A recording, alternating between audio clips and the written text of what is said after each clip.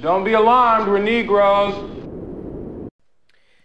Hey, what's going on, AnimeRealTalkTV? Your boy Ziploc Gory, aka the Gory Knight, is back here again, hitting you guys up with another video. And this is gonna be a manga chapter review. This is gonna be a review of Rurouni Kenshin Restoration, Chapter 1.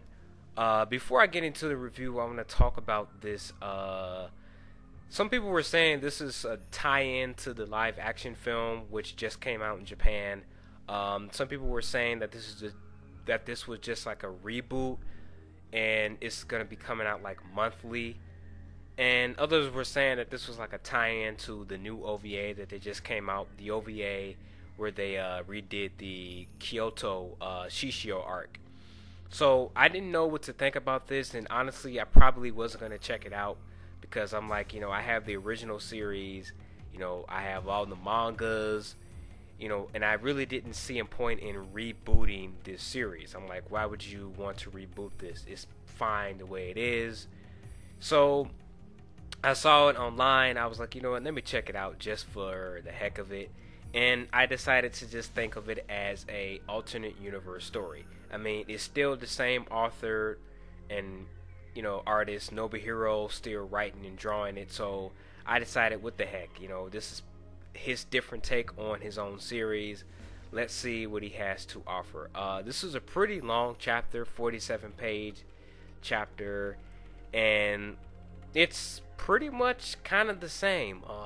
There's some changes here with the characters. Basically, the plot is that Kanryu, in this alternate universe, Kanryu Takeda is like a merchant who's, he's rich, he's powerful, he's got all these, advanced weapons. And basically, the chapter starts up with like a flashback. We see Kenshin when he was Hitokiri Batosai, and he's fighting the Shinsengumi. He comes across Janae Udo, and he fights Janae, and then he's stopped by Hajime Saito, and him and Hajime Saito have a fight. And then we see, what we know from the original series, which is that, Kenshin helped brought about the new Meiji era from the shogunate. And, we come to this whole thing where Kanryu is hosting this, he's hosting these matches, these sword matches, and like circuses and stuff for, I guess he's doing it for like charity or something like that, to make money and profit from it. And he has like this fake Hitokiri Batosai, and accidentally Kenshin bumps into this whole circus, and he's dragged into this whole thing. And Kanryu's gonna host this match, and it seems that Karyu is working for him in a way, because in this chapter we find out that Takeda wants to take over the Kamiya Kashin dojo, and Karu doesn't want that to happen. She wants to keep it in her name and stuff like that, but Takeda wants to take it over for his own selfish gain. And in terms of pacing, I thought that this chapter was pretty decently paced. We got some backstory. I mean, the thing about this chapter though is it's hard for me to, I don't know, it's hard for me to read this chapter due to the fact that I have the original series so ingrained in my head. So it's kind of weird with these changes. I mean, the characters, in terms of the characteristics and stuff like that, they're pretty much the same. Kenshin is still kind of this quiet character, trying to reserve the fact that he's Hitokiri Batosai. He's trying to start a new life. He's trying to keep that vow not to kill and things like that. Karyu is still the same. I mean, Karu, I keep saying Karyu. Karu is still the same. Yahiko is a little different in the fact that he's like a reverse hostage. Kanryu has pretty much set him up to be a hostage just in case anybody decides to go against them, specifically Karu. If she decides that she's gonna go back on her deal with Takeda, he's pretty much gonna kill Yahiko and probably kill Karu too.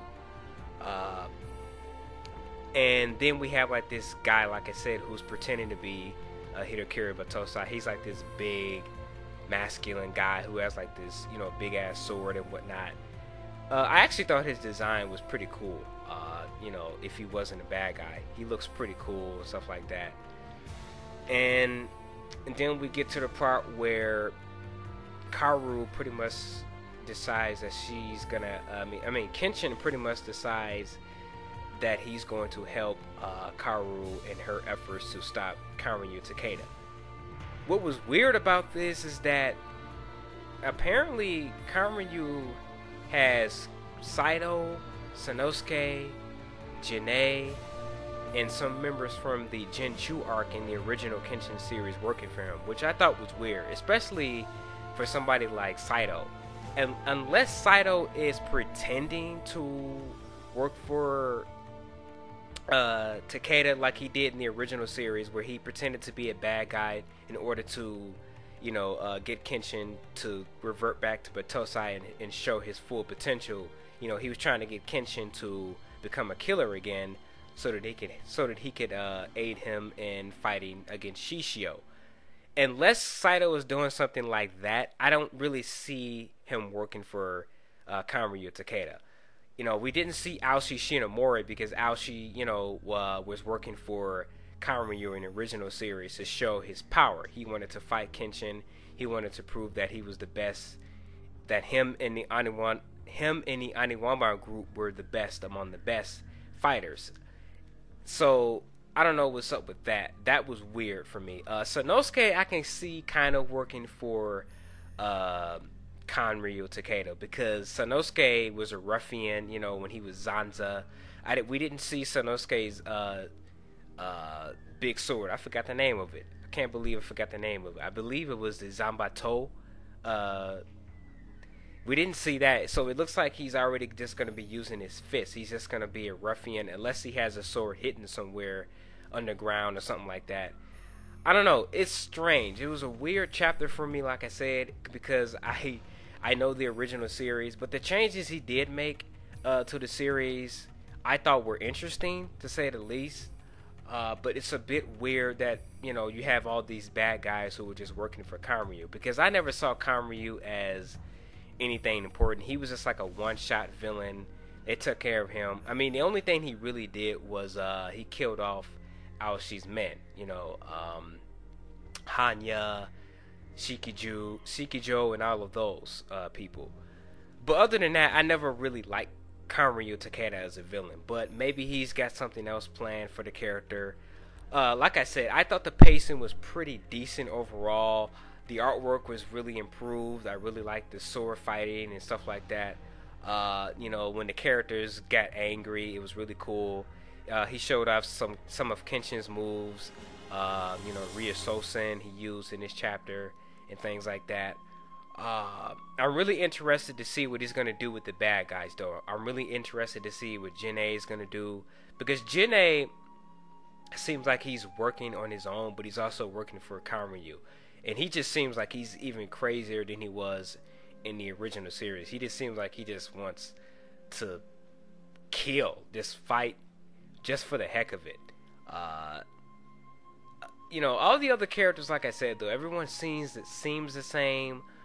I don't really know. I don't really have anything else to say about this chapter. It was just really an interesting take on the series so far. I'm going to review the next chapter when it comes out. What did you guys think about the Kenshin Restoration chapter? Leave a comment in the comment section below, and if somebody can clear this up for me, if this is like a reboot, because they said this is going to be like a monthly thing. So is this a reboot? Is it a tie-in to the live-action film, or what?